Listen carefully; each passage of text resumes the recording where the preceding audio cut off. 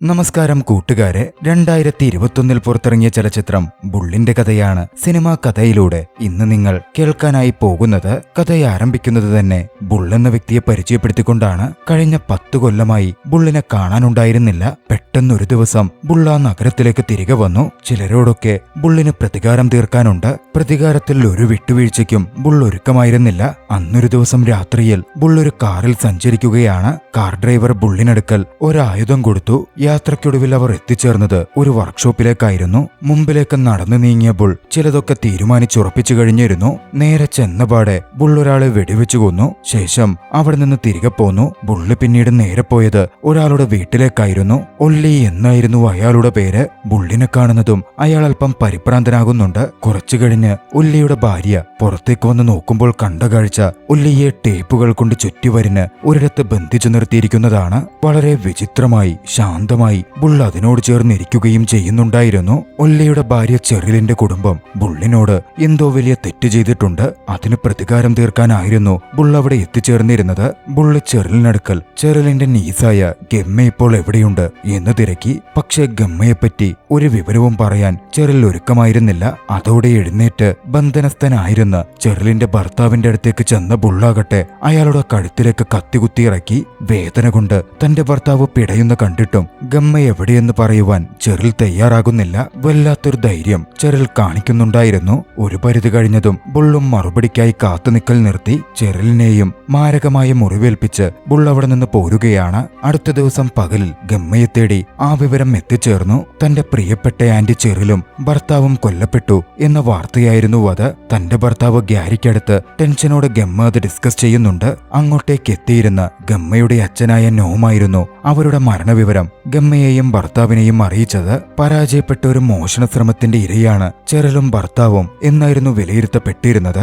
അത്തരത്തിലുള്ള ഡിസ്കഷൻ അവർക്കിടയിൽ തുടർന്നു പോന്നു. പക്ഷേ എന്നിരുന്നാലും എന്തൊക്കെയോ സംശയങ്ങൾ നോമിനും ഗമ്മയ്ക്കുമൊക്കെ തോന്നുന്നുമുണ്ടായിരുന്നു. അടുത്ത ദിവസം ഉച്ചതിരിന് ബുൾ ആദം എന്നു പേരുള്ള ഒരു പയ്യനടുത്തേക്ക് ചെന്നു. അവനടുത്ത് വളരെ സീരിയസ് ആയൊരു മെസ്സേജ് പറഞ്ഞു. തന്റെ പേര് ബുള്ളെന്നാണെന്നും ആദത്തിന്റെ അച്ഛൻ മാർക്കോയോട് തനിക്കൊന്ന് നേരിൽ കാണണമെന്നും പറ എന്നായിരുന്നു ബുള്ള് പറഞ്ഞുവിട്ടത്. അത് കേട്ടതും ആദമും അല്പം പരിഭ്രാന്തനായിരുന്നു. എന്തായാലും വീട്ടിലെത്തിയ ആദം തന്റെ അച്ഛനോടും അമ്മയോടും ബുള്ള് പറഞ്ഞ കാര്യം പറഞ്ഞു. അത് കേട്ടതിന് പിന്നാലെ മാർക്കോ വല്ലാതെ പരിഭ്രാന്തനാകുന്നുണ്ട്. അന്ന് രാത്രിയിൽ കാണാം എന്നായിരുന്നു ബുള്ള് പറഞ്ഞിരുന്നത്. സമയം രാത്രിയായി. ബുള്ള് പറഞ്ഞിടത്തേക്ക് ബുള്ളിനെ കാണുവാൻ മാർക്കോ ഇറങ്ങിച്ചെല്ലുകയാണ്. ഒരു സുരക്ഷയ്ക്ക് വേണ്ടി കത്തിയും മാർക്കോ കയ്യിൽ കരുതിയിരുന്നു. ഇറങ്ങുന്നതിനു മുമ്പ് തന്റെ ഭാര്യയോട് വാതിലും മറ്റുമടച്ച് സുരക്ഷിതമായി ഇരുന്നോളാനും താൻ തിരികെ വന്നാലല്ലാതെ അത് തുറക്കണ്ട എന്നും പ്രത്യേകം പറഞ്ഞിരുന്നു. വൈകാതെ ബുള്ള് പറഞ്ഞിടത്തേക്ക് മാർക്കോ എത്തിച്ചേരുകയാണ്. അവിടെ ബുള്ളിനെ കണ്ടതും മാർക്കോ അക്ഷരാർത്ഥത്തിൽ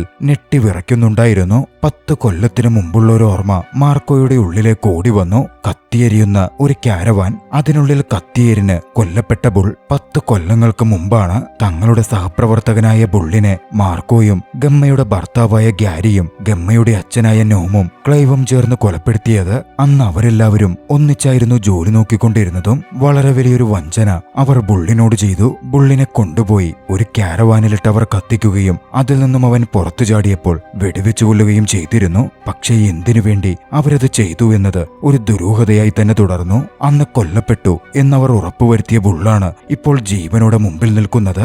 അതായിരുന്നു ഏവരെയും ഞെട്ടിപ്പിക്കുന്നതും. ബുള്ളിനെ കണ്ടതും തന്റെ പഴയ സുഹൃത്തിനെ ചതിച്ചതിലുള്ള കുറ്റബോധവും ഒപ്പം ഭീതിയുമൊക്കെ മാർക്കോയുടെ ഉള്ളിൽ നിറഞ്ഞിരുന്നു. ഇതേസമയം മാർക്കോയുടെ ഭാര്യയാകട്ടെ വീടിനുള്ളിൽ ഏറെ അസ്വസ്ഥയായി ഇരിക്കുകയായിരുന്നു. വിവരങ്ങൾ അറിയുവാൻ ഭാര്യ മാർക്കോയെ ഫോൺ ചെയ്തു. പക്ഷെ കോൾ അറ്റൻഡ് ചെയ്തത് ബുള്ളായിരുന്നു. അതോടെ മാർക്കോയുടെ ഭാര്യ കൂടുതൽ പരിഭ്രാന്തയായി. അതോടെ മാർക്കോയെ തിരഞ്ഞ് മാർക്കോയുടെ ഭാര്യ പുറത്തേക്കിറങ്ങി. അന്വേഷിച്ച് നടന്നി അവർക്ക് കണ്ടെത്താൻ സാധിച്ചത് മാർക്കോ കൊണ്ടുവന്നിരുന്ന അതേ അടുക്കള കത്തി മാർക്കോയുടെ വായിലൂടെ തുളച്ചു കയറ്റി കൊല്ലപ്പെട്ട് കിടക്കുന്ന മാർക്കോയെയായിരുന്നു. ബുള്ളാണ് അത് പ്രവർത്തിച്ചത് എന്നിനി പ്രത്യേകം പറയേണ്ടതില്ലല്ലോ. ആ കാഴ്ച കണ്ട് ഞെട്ടിവിറച്ച് മാർക്കോയുടെ ഭാര്യ അലറി വിളിച്ചു. അപ്പോഴേക്കും 2 പോലീസുകാരും അങ്ങോട്ടേക്ക് ഓടിയെത്തിയിരുന്നു. ഇത്രമേൽ ക്രൂരമായി ബുള്ളെന്തിന് പ്രതികാരം ചെയ്യണം എന്ന കഥയറിയണമെങ്കിൽ 10 കൊല്ലങ്ങൾക്ക് മുമ്പിലേക്ക് പോകണം. 10 കൊല്ലങ്ങൾക്ക് മുമ്പ് ബുള്ള് സന്തോഷവാനായി ജീവിക്കുകയായിരുന്നു. മാർക്കോയും ക്ലൈവും ഗ്യാരിയുമൊക്കെ അന്ന് ബുള്ളിന്റെ ടീംമേറ്റ്സ് ആയിരുന്നു. ഗമ്മയുടെ അച്ഛനായ നോമിന്റെ കീഴിലായിരുന്നു അവർ ജോലി നോക്കിക്കൊണ്ടിരുന്നത്. കൃത്യമായി പറഞ്ഞാൽ ഗ്യാങ്സ്റ്റർ സംഘമായിരുന്നു അവർ. ആ കാലത്ത് ഗമ്മ ബുള്ളിന്റെ ഭാര്യയായിരുന്നു. അവർക്ക് അവർക്ക് എയ്ഡൻ എന്ന് പേരുള്ള ഒരു മകനുമുണ്ടായിരുന്നു.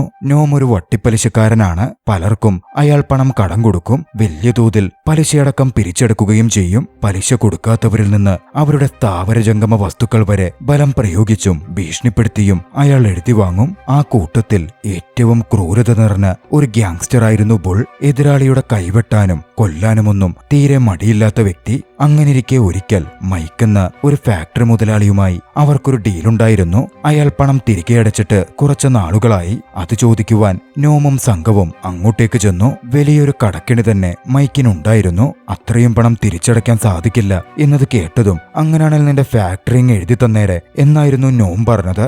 മൈക്കിനാണെങ്കിൽ അത് അക്സെപ്റ്റ് ചെയ്യാനും സാധിക്കില്ല. മൈക്ക് അതിനെതിരെ നിന്നു. പിന്നെ വൈകിയില്ല. ബുള്ള് മുന്നിലേക്ക് വന്ന് അയാളുടെ കൈവിരലുകൾ തന്നെ അങ്ങ് വെട്ടിയെടുത്തു. ഒപ്പിട്ട് തന്നില്ലെങ്കിൽ ബാക്കി വിരലുകളും ജീവനും തന്നെ പോയേക്കും എന്ന് നോം മൈക്കിനെ ഭീഷണിപ്പെടുത്തുകയും ചെയ്തു. എന്തിലും വലുത് ജീവനാണല്ലോ. മൈക്ക് അതോടെ ഫാക്ടറിയുടെ ഡോക്യുമെന്റ്സ് നോമിന് ഒപ്പിട്ട് കൊടുക്കുകയാണ്. അന്നത്തെ അവിടുത്തെ വർക്ക് കഴിഞ്ഞ് നോമും ബുള്ളും അടങ്ങുന്ന സംഘം തിരികെ പോവുകയാണ്. തിരികെ കാറിൽ പോകുമ്പോൾ ബുൾ അവരോടൊരു കാര്യം ചോദിച്ചു. തങ്ങളുടെ ടീമിലെ ഗ്യാരി ഇത് എവിടെ പോയി? മിഷൻ അവൻ ഉണ്ടായിരുന്നില്ലല്ലോ എന്നായിരുന്നു ചോദ്യം. പക്ഷേ ആരും തന്നെ മറുപടി പറയുന്നുണ്ടായിരുന്നില്ല. അതോടെ ബുള്ളിന്റെ ഉള്ളിൽ ഉണ്ടായിരുന്ന ചില സംശയങ്ങൾ കൂടുതൽ കനത്തു. അന്ന് സംശയത്തോടെ വീട്ടിലേക്ക് തിരികെ എത്തിയ ബുൾ കണ്ടത് തന്റെ സംശയങ്ങളെ സ്ഥിരീകരിക്കുന്ന കാഴ്ചകളായിരുന്നു. ഗ്യാരിയുടെ കാർ ബുള്ളിന്റെ വീടിന് മുമ്പിലുണ്ടായിരുന്നു. അകത്തേക്ക് കടന്നു ചെന്ന ബുള്ളിനെ കാണാനായത് തന്റെ ഭാര്യ ഗമ്മയും ഗ്യാരിയും തമ്മിൽ അവിഹിത ബന്ധത്തിൽ ഏർപ്പെടുന്നതാണ്. ഇക്കാര്യം കുറച്ചു നാളുകൾക്ക് മുമ്പ് തൊട്ടേ ബുള്ളിനറിയാമായിരുന്നു. എന്നിരുന്നാലും തങ്ങളുടെ മകനായ എയ്ഡനെയോർത്ത് ബുൾ ഒക്കത്തിനു നേരെ കണ്ണടയ്ക്കുകയായിരുന്നു. ഏറെ അപ്സെറ്റിംഗ് ആയ ആ ഇൻസിഡന്റിന് ശേഷം കുറച്ചു ദിവസങ്ങൾ കഴിഞ്ഞ് ഒരു ദിവസം ഗ്യാങ്സ്റ്റർ ലീഡറും ഗമ്മയുടെ അച്ഛനുമായ നോം ബുള്ളിനെ കാണാനെത്തി. ക്ലൈവും നോമിന്റെ ഒപ്പമുണ്ടായിരുന്നു. തന്റെ മകൾ ഗമ്മയ്ക്ക് ബുള്ളുമായി ഇനി തുടർന്ന് ജീവിക്കാൻ സാധിക്കില്ലെന്നും അവൾക്ക് ഡിവോഴ്സ് കൊടുക്കണം എന്നും ബുള്ളിനോട് നോം ആവശ്യപ്പെടുകയാണ്. നിങ്ങളുടെ വിവാഹബന്ധം അത്ര നല്ല രീതിയിലല്ല പോകുന്നത് എന്നതെനിക്കറിയാമെന്നും അതുകൊണ്ട് ഇത് അവസാനിപ്പിക്കാനും ഗ്യാരി അവളെ വിവാഹം കഴിക്കട്ടെ, അവര് സന്തോഷത്തോടെ ജീവിക്കട്ടെ എന്നുമായിരുന്നു നോം പറഞ്ഞത്. മാത്രമല്ല മകൻ എയ്ഡനെ ഗമ്മയ്ക്കൊപ്പം വിട്ടുകൊടുക്കണം എന്നും അയാൾ കൂട്ടിച്ചേർത്തു. ഒരിക്കലും അത് ബുള്ളിന് അംഗീകരിക്കാൻ പറ്റില്ലായിരുന്നു. അതുകൊണ്ട് തന്നെ നോമിന്റെ ആവശ്യത്തിന് ബുൾ എതിര് നിൽക്കുകയാണ്. എന്തുകൊണ്ടാണ് ഗമ്മയുടെ അച്ഛൻ നോം ഇത് പറയുന്നത് എന്നുകൂടി ബുള്ളിനറിയാമായിരുന്നു. കാര്യം എന്തെന്നാൽ ഗ്യാരിക്ക് മയക്കുമരുന്ന് ഡീലേഴ്സുമായി ഇടപാടുകളുണ്ട്. ഗമ്മയെ ഗ്യാരിക്ക് വിവാഹം ചെയ്തു കൊടുത്താൽ അതുവഴി മയക്കുമരുന്ന് ബിസിനസ്സിലേക്ക് നോമിന് കടക്കാൻ സാധിക്കും. അതിനു വേണ്ടിയായിരുന്നു ഗമ്മയുടെയും ഗ്യാരിയുടെയും വിവാഹത്തിന് നോം മുൻകൈയെടുക്കുന്നത്. കാര്യം വളരെ ക്രൂരനായ ഒരു ഗ്യാങ്സ്റ്ററും കൊലപാതകിയും ഒക്കെ ആണെങ്കിലും ബുള്ളിന്റെ മറുവശം വളരെയധികം ലേറ്റ് ഹാർട്ടഡ് ആയതായിരുന്നു. തന്റെ മകൻ എയ്ഡൻ എന്ന് വെച്ചാൽ ബുള്ളിന് ജീവനായിരുന്നു. തന്റെ മകന്റെ മുമ്പിൽ അത്രമേൽ സ്നേഹനിധിയായ ഒരച്ഛനായിട്ടായിരുന്നു ബുള്ളെപ്പോഴും ഉണ്ടായിരുന്നതും. ആർക്കും അക്കാര്യത്തിൽ ബുള്ളിനോട് എതിർത്ത് നിൽക്കാൻ പോലും സാധിക്കില്ലായിരുന്നു. അത്രമേൽ ജീവന് തുല്യം ബുൾ തന്റെ മകനെ സ്നേഹിച്ചു. അന്നൊരു ദിവസം മകനെ കുളിപ്പിച്ച് തയ്യാറാക്കിയൊക്കെ കഴിഞ്ഞ് ബുള്ളി നിൽക്കുമ്പോ വീടിലെ വാതിലിൽ ഒരു മുട്ട് കേട്ടു. വാതിൽ തുറന്നപ്പോൾ വീടിന് മുമ്പിൽ നിന്നത് മാർക്കോവായിരുന്നു. ഗ്യാങ്സ്റ്റർ ലീഡർ നോം പറഞ്ഞു വിട്ടതാണ് തങ്ങളെയെന്നും അദ്ദേഹത്തിന് എയ്ഡനെ ഒന്ന് കാണണമെന്ന് പറഞ്ഞു. ബുൾ അവനെ കൊണ്ടുചെല്ലണം. അമ്യൂസ്മെന്റ് പാർക്കിൽ അദ്ദേഹം നിങ്ങൾക്കായി കാത്തു നിൽക്കുന്നുണ്ട് എന്ന് മാർക്കോ ബുള്ളിനെ അറിയിച്ചു. എന്തൊക്കെയോ പന്തികേട് ബുള്ളിന് തോന്നിയിരുന്നെങ്കിലും ഒന്നില്ലേലും മുത്തച്ഛനാണല്ലോ വിളിക്കുന്നത്, എയ്ഡനെ ചിലപ്പോ ഒന്ന് കാണാനായിരിക്കും എന്നൊക്കെ ചിന്തിച്ച് ബുൾ അതിന് ഓക്കെ പറയുകയാണ്. അങ്ങനെ അന്ന് സന്ധ്യയോടെ എയ്ഡനും ബുള്ളും മാർക്കോയും ക്ലൈവും കൂടി അമ്യൂസ്മെന്റ് പാർക്കിലേക്ക് എത്തിച്ചേർന്നു. നോം അവിടെ അവരെ കാത്തു നിൽക്കുന്നുണ്ടായിരുന്നു. നോം ബുള്ളിനോട് സംസാരിക്കാൻ ആരംഭിച്ചു. തങ്ങളുടെ സംസാരം എയ്ഡൻ കേൾക്കണ്ടെന്ന് പറഞ്ഞ് എയ്ഡനെ കാറിലേക്ക് കൊണ്ടുപോയി ഇരുത്തിക്കോളാൻ മാർക്കോയോടും ക്ലൈവിനോടും നോം പറയുകയും ചെയ്തു. അത്തരത്തിൽ അവർ എയ്ഡനെ അവിടെ നിന്ന് കൊണ്ടുപോയി. അവിടെ നിന്നും നോം ബുള്ളിനെ ഒറ്റപ്പെട്ട ഒരിടത്തേക്ക് കൊണ്ടുപോവുകയാണ്. ഗ്യാരി കൂടുതൽ പണക്കാരനും കൂടുതൽ സ്റ്റാറ്റസ് ഉള്ളവനുമായിരുന്നു. അതുകൊണ്ട് തന്നെ ബുള്ളിനെ ചതിക്കുവാൻ ഗമ്മയ്ക്കൊന്നും ആലോചിക്കേണ്ടിയിരുന്നുമില്ല. പക്ഷെ പിന്നാലെയാണ് ബുള്ളിന് സത്യം മനസ്സിലാകുന്നത്. തന്നിൽ നിന്നും മകൻ എയ്ഡനെ കൊണ്ടുപോവാനായിരുന്നു ആ പാർക്കിലേക്ക് ആ ഒഴിഞ്ഞ സമയത്ത് നോമും മറ്റുള്ളവരും തന്നെയും മകനെയും വിളിച്ചു വരുത്തിയതെന്ന്. അതോടെ ബുള്ള് പരിഭ്രാന്തനാവുകയാണ്. പക്ഷെ നോം ബുള്ളിനെ ഒരു തോക്കിൻ മുനയിൽ നിർത്തി. പിന്നീട് പുറത്തെത്തിയപ്പോൾ ബുള്ളിനെ പ്രതികരിക്കാൻ പറ്റുന്നതിനു മുമ്പേ നോം ബുള്ളിനെ തോക്കിന്റെ പാത്തി കൊണ്ട് അടിച്ചിട്ടു. പിന്നാലെ അവരൊക്കെ ചേർന്ന് ബുള്ളിനെ കാറിന്റെ ഡിക്കിയിലേക്ക് കിടത്തി. തന്റെ കൂട്ടുകാരന് പറ്റുന്ന ആ വേദനാജനകമായ സംഭവത്തിൽ ക്ലൈവിന് കുറ്റബോധമുണ്ടായിരുന്നു. കാറിന്റെ ഡിക്കിയിലേക്ക് ബുള്ളിനെ കയറ്റുമ്പോൾ അവനോട് ആരും കേൾക്കാതെ ക്ലൈവ് സോറി പറയുകയും ചെയ്തു. ബുള്ളുമായി ആ കാർ നേരെ പോയത് നഗരത്തിൽ നിന്ന് അകന്നുള്ള ഒറ്റപ്പെട്ട ഒരിടത്തേക്കായിരുന്നു. അവിടെ അവിടെ എത്തിയതും ബുള്ളിനെ വലിച്ചഴച്ച് ഒറ്റപ്പെട്ട് കിടന്നിരുന്ന ഒരു കാരവാന്റെ അകത്തേക്ക് കയറ്റുകയാണ്. തന്റെ കുടുംബമെന്ന് ബുള്ള് കരുതിയിരുന്ന അവരുടെ അടുത്തുനിന്നും അത്തരത്തിലൊരു പ്രവൃത്തി ഒരിക്കലും ബുള്ള് പ്രതീക്ഷിച്ചിരുന്നില്ല. അങ്ങോട്ടേക്ക് ഗമ്മയും എത്തിച്ചേർന്നിരുന്നു. ബുള്ളിനോട് ഡിവോഴ്സ് തരാനും മകനെ വിട്ടുതരാനും ഗമ്മ ആവശ്യപ്പെട്ട് ദേഷ്യപ്പെട്ടെങ്കിലും ബുള്ളതിന് തയ്യാറായിരുന്നില്ല. ഗമ്മ തന്റെ ക്ഷോഭം പുറത്തെടുത്തെങ്കിലും ഗമ്മയെ ആശ്വസിപ്പിച്ച് നോമും മറ്റുള്ളവരും പറഞ്ഞയച്ചു. കാര്യങ്ങൾ അതുപോലെ വിചാരിച്ച പോലെ മുമ്പോട്ടു പോവില്ല എന്ന് കണ്ടതും നോം അടുത്ത സ്റ്റെപ്പിന് നിർദ്ദേശം കൊടുക്കുകയാണ്. പിന്നെ വൈകിയില്ല. മാർക്കോയും ക്ലൈവും ചേർന്ന് ഏറ്റവും ക്രൂരമായ സംഗതി ചെയ്തു. അവർ ബുള്ളിനെ കൊണ്ട് പെട്രോൾ കുടിപ്പിച്ചു. അതിന്റെ ആലസ്യത്തിൽ ബുള്ള് മയങ്ങിപ്പോയിരുന്നു. പിന്നാലെ ആ കാരവാൻ മുഴുവൻ അവർ പെട്രോൾ ഒഴിക്കുകയാണ്. ശേഷം അതിന് തീ കൊളുത്തുകയും ചെയ്തു. ക്യാമ്പർ വാൻ കത്തിയെരിയാൻ ആരംഭിച്ചു. പുറത്തുനിന്ന് അവർ 4 പേരും അത് നോക്കി നിൽക്കുന്നുമുണ്ടായിരുന്നു. പക്ഷെ ഒരു ഘട്ടത്തിൽ ബോധത്തിലേക്ക് വന്നിരുന്നപ്പോൾ ക്യാമ്പർ വാന്റെ വാതിൽ തുറന്ന് തീപിടിച്ച ശരീരവുമായി പുറത്തേക്കെടുത്തു ചാടുകയാണ്. ഇതേ സമയം കാറിനകത്ത് ലോക്ക് ചെയ്തിരുന്ന എയ്ഡൻ തന്റെ അച്ഛൻ കത്തിയെരിയെന്ന് കണ്ട് അലറി വിളിക്കാൻ തുടങ്ങി. ബുള്ളും തന്റെ മകന്റെ ശബ്ദം കേട്ട് ഒച്ചയുണ്ടാക്കുന്നുണ്ടായിരുന്നു. നിസ്സഹായരായ 2 പേരുടെ കരച്ചിലും ചേർന്ന് അവിടെ മുഴങ്ങി കേട്ടുകൊണ്ടേയിരുന്നു. പിന്നെ വൈകിയില്ല. നോം തന്റെ തോക്കെടുത്ത് ബുള്ളിന് നേരെ വെടിയുതിർത്തു. വെടിയേറ്റ് ബുൾ നിശ്ചലനായി. ബുള്ള് കൊല്ലപ്പെട്ടു എന്നുറപ്പിച്ച് അവരൊക്കെ തിരികെ പോരുകയും ചെയ്തു. കഥ അവിടെ നിന്നും പ്രസന്റിലേക്ക് തിരികെ വരികയാണ്. ക്ലൈവ് തന്റെ മക്കളുടെ ഒപ്പം ആ കാലത്ത് സന്തോഷത്തോടെ ജീവിക്കുകയായിരുന്നു. സ്കൂളിൽ നിന്ന് തന്റെ മക്കളെ പിക്ക് ചെയ്യുവാൻ അന്ന് ക്ലൈവ് എത്തി. പക്ഷേ തന്റെ കാറിനടുത്തേക്ക് നടന്നെത്തിയ ക്ലൈവ് അവിടെ പാർക്ക് ചെയ്തിരുന്ന കാറിൽ ഇരിക്കുന്ന ആളെ കണ്ട് വല്ലാതെ ഭയപ്പെട്ടിരുന്നു. കാരണം അതിലിരിക്കുന്നത് ബുള്ളാണ്. ഒരിക്കൽ കൊല്ലപ്പെട്ടു എന്നുറപ്പിച്ച് തിരികെ പോന്ന ബുള്ള് ക്ലൈവിനോടും മക്കളോടും കാറിലേക്ക് കയറാൻ ആവശ്യപ്പെട്ടു. ക്ലൈവിന് അതപ്പോൾ എതിർക്കാൻ പറ്റില്ലായിരുന്നു. മക്കളെയും കൂട്ട് ക്ലൈവ് ബുള്ളിന്റെ കാറിലേക്ക് കയറി.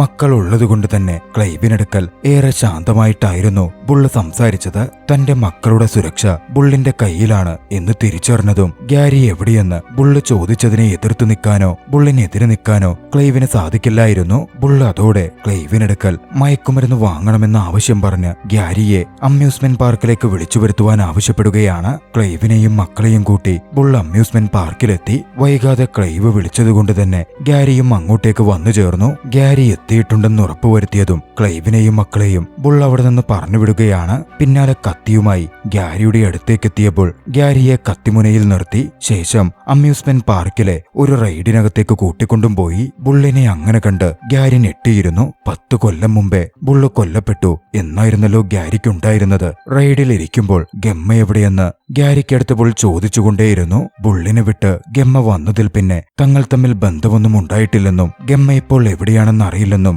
ഗ്യാരി ബുള്ളിനോട് പറയുകയാണ്. പക്ഷേ ഗ്യാരി കളവ് പറയുകയാണ് എന്ന് ബുള്ളിന് തോന്നിയിരുന്നു. അതുകൊണ്ട് തന്നെ ബുള്ള് ഗ്യാരിയുടെ ശരീരത്തിൽ ശക്തമായ മുറിവേൽപ്പിച്ച് അവിടെ നിന്ന് കടന്നുപോരുകയാണ്. ചോര വാർന്ന് ഗ്യാരി അതേ റൈഡിലിരുന്ന് മരണത്തോട് മല്ലിട്ടുകൊണ്ടിരുന്നു. ഗമ്മയെ തിരയാനുള്ള ചില സൂചനകൾ ബുള്ളിന് ലഭിച്ചിരുന്നു.